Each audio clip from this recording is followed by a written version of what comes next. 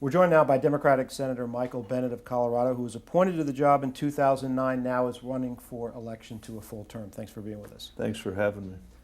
Were Barack Obama's economic policies the wrong ones, or were they the right ones and they just haven't had enough time to work? I think history is going to judge that. What I would say is that last March or February, right after I was put in this job, when I was visiting with friends of mine from the business community in Colorado and other places, if I had said to them, on September 8th or September 9th of next year, what you're going to see is 3/4 of GDP growth, the stock market back to roughly where it is today, 75% of the TARP money paid back with a profit to the taxpayers, and GM about ready to go public, last spring, we would have settled for that. Now, have the economic policies been perfect or not? We'll have to wait and see. The problem right now is we have very slow growth and very high unemployment. What should we do about those two problems, growth and jobs, right now? I think what we need to recognize first is how we got into this mess to begin with, because we are going through, and my families in Colorado are going through the most savage economy that we've seen since the Great Depression. But even before we were in this economic downturn, if you look at the last period of economic growth in our country's history, it's the first time ever in the entire history of the country that our economy grew and median family income fell. That had never happened before. So our families are earning $1,000 less at the end of the decade in Colorado than they were at the beginning in real dollars, while their cost of health insurance has gone up by 97%, their cost of higher ed by over 50%. We've created no net new jobs in the United States since 1998, and household wealth is the same at the end of the decade as it was at the beginning. That's never happened before since we started measuring this right after World War II. And we've got $13 trillion of debt on the balance sheet and failed to invest in our roads, our bridges, our tunnels, our wastewater systems, and so forth. So we are starting this new century way behind where we should be. I believe the first decade of this new century was basically a complete waste of time, a false economy. And what we need are a set of tax policies and regulatory policies that inspire innovation in this country and make us the most competitive economy in the world. And as long as these politicians in Washington want to keep fighting over stuff that has nothing to do with the facts, we're not going to get to where we need to be. So the president this week said what we need to do are to make the R&D tax credit permanent. We need to allow businesses to immediately write off new investments, and we need to spend $50 billion on new infrastructure. Has he got it right? I think he's got it right until the $50 billion in new infrastructure. And look, I'd love to be investing in our infrastructure just like everybody else would like to be. But from the point of view of people in Colorado, I think the way we see it is if we're going to be spending money on infrastructure, we ought to use the money that was in the first stimulus that hasn't yet been spent. I think there's more we can do to accelerate the economy and make sure that credit is flowing to small businesses. We ought to think differently about how we're amortizing the losses that community and regional banks are suffering as a result of the meltdown in our commercial real estate market. And we need our regulators to acknowledge the fact that we're going through a once-in-a-lifetime economic downturn, and for them to be pushing so hard on the balance sheets of our community and regional banks so that they can't lend money to small business is completely self-defeating. Was the first stimulus package that you voted for too small or too big? I think we're not going to know. Again, I think it's one of those things, it's too early to write the history of it, and we're just going to have to see. My sense of it is that economists, both Democrats and Republicans, many of whom agree that it's responsible for roughly 3% of GDP growth. Who knows whether they're right or they're wrong? We're in an economy that I think has severe structural issues because of all the reasons I talked about it earlier, and it's not a situation that's going to be solved by sound bites or by kind of the foolish politics of Washington, D.C. Peter Orszag, the president's former budget director, wrote an op-ed the other day where he said that we should extend the tax cuts for the middle class for 2 years, and if it's necessary to get a deal, extend them for the rich for 2 years because the economy shouldn't take tax increases right now. But they ought to expire after that, and they ought to go away because we need more revenue to bring the deficit down. Is that right? Well, I read his piece, and the way I interpreted what he was saying was that he thought that it was important for a compromise to get a deal done, to maybe delay all of the expiration of the tax cuts. But the punchline was he wants them all to go away in a few years. Yeah, well, here's the punchline. The punchline is that if you look at our revenue line, and you look at what it covers is Medicare, Social Security, and interest on our debt, which means that virtually everything else we spend money on, whether it's schools, teachers, bombers that we build, anything that anybody at the Interior Department or any of these other departments are doing, we're borrowing from our children.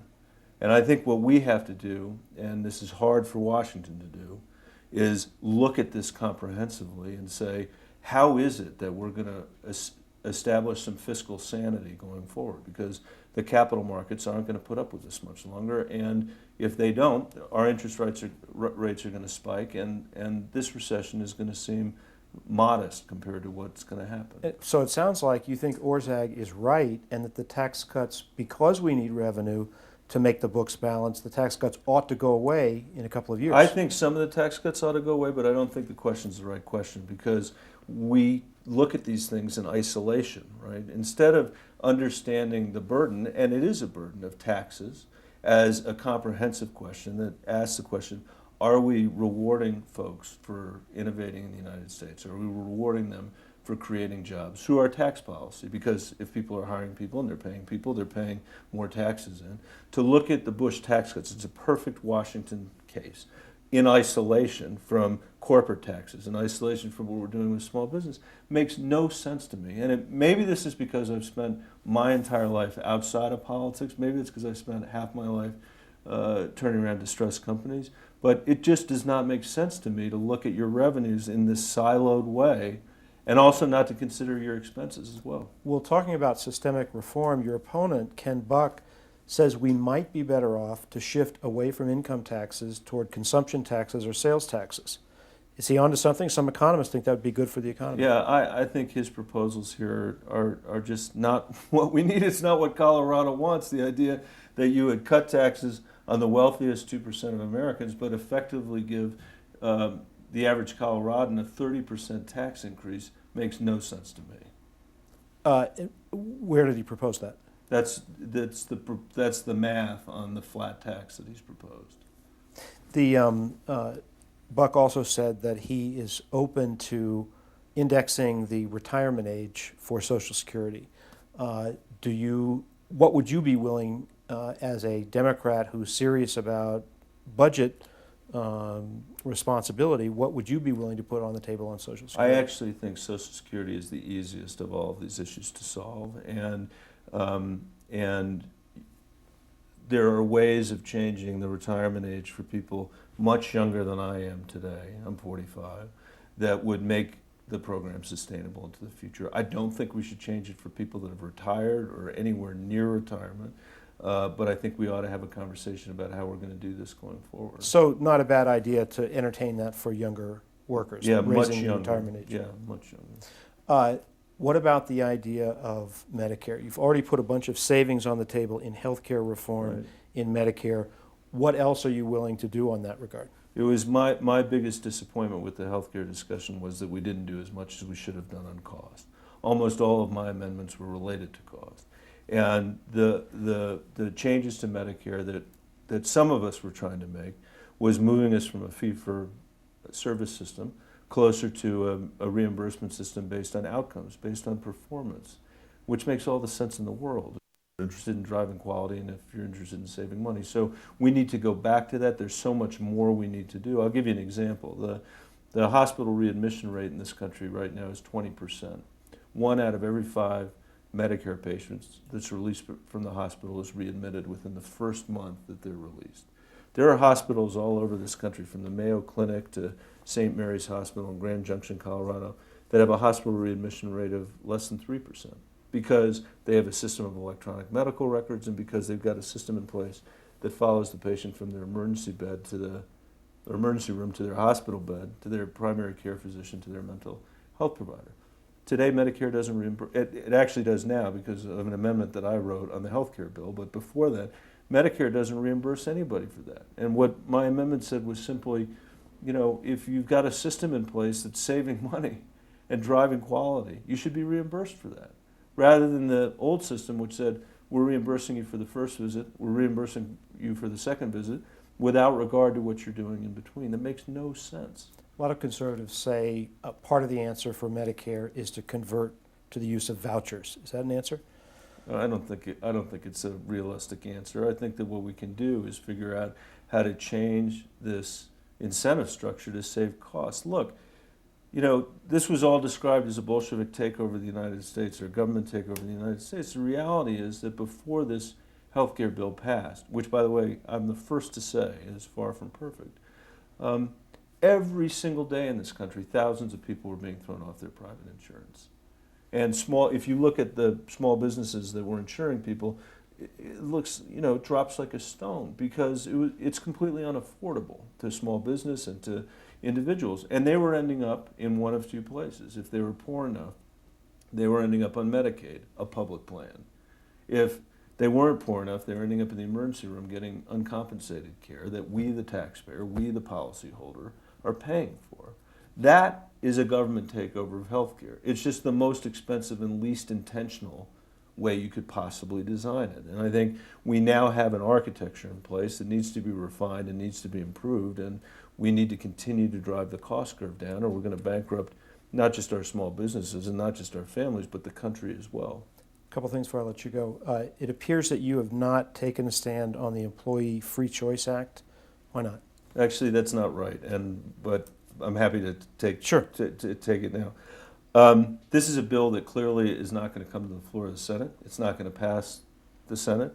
It is a bill that is dividing people at a time in our economy when we need labor and management working together to rebuild this economy. And so I don't see a lot of point in dwelling on it. And I've spent a lot of time in collective bargaining relationships one way or another. I believe in collective bargaining. I believe in the right of workers to organize. But even more than that, I really believe in a politics where our business community and our labor community are not demonizing each other. We need a politics that's actually going to lift the middle class up in this country, and that's what I'm focused on. Well, so does that mean that you're against it, that you don't think it's appropriate to be brought up now because the votes aren't there?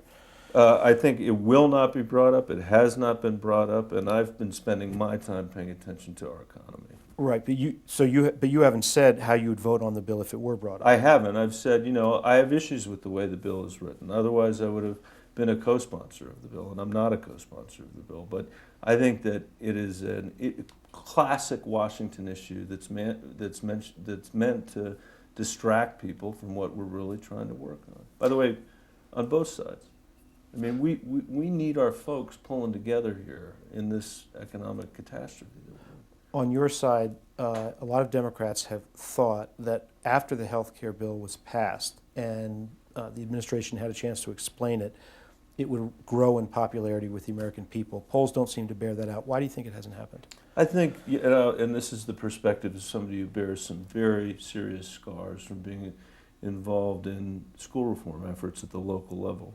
No matter how much you think the system isn't working, and no matter how much everyone else thinks it might not be working, people have a tendency to believe deeply in the capacity of people like me, I don't mean me personally, but folks that are doing this work, to make the situation even worse.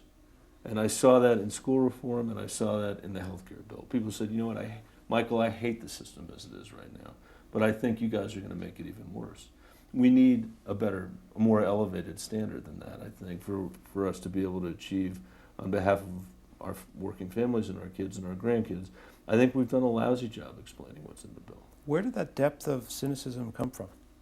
Which? The one that you just mentioned, where no matter how broken people think the system is, they Because talk to people like you and say, you're going to mess it up. In my town hall meetings, in red parts of the state and blue parts of the state, and the ones I love the best are the ones where they're Democrats, Republicans, Tea Party folks, all kinds of people. So folks have to listen to each other, which is one of the problems that ail us. We're not listening to each other enough. In their daily lives, people are going through the worst economy since the Great Depression. And as a generation, the anxiety is that we could be the first generation of Americans to leave less opportunity, not more, to our kids and our grandkids. Every other generation of Americans has figured out how to sort that out. When people see the screaming on the cable TV, when they see the debate on the Senate floor that bears no relationship to the issues that they're actually confronting, that's what breeds it. And I wouldn't describe it as cynicism, I'd just say it breeds skepticism, that people in Washington are talking about anything other than their own incumbency or what's wrong with the other person. And what they want to see are these issues addressed in a thoughtful way and in a way that seems relevant to their lives. That being the case, you said at one point during the healthcare debate you were willing to lose your seat for the cause of enacting healthcare reform. Do you think that's what is going to happen in November? I think I'm going to win the seat, if that's the question you're asking. Thanks so much for being with us. Thanks for having me.